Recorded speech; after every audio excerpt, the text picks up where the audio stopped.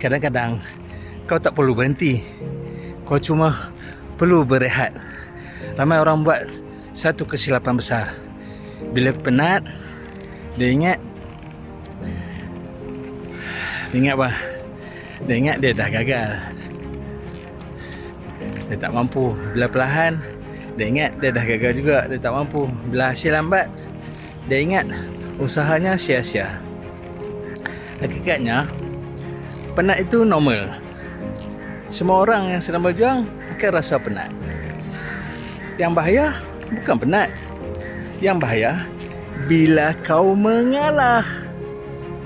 Kadang-kadang badan perlukan rehat. Kadang-kadang emosi perlukan ruang. Tapi itu bukan alasan untuk berhenti terus. So, orang yang kuat bukan orang yang tak pernah penat. Orang yang kuat adalah orang yang tahu bila perlu berehat dan bila perlu bangkit semula.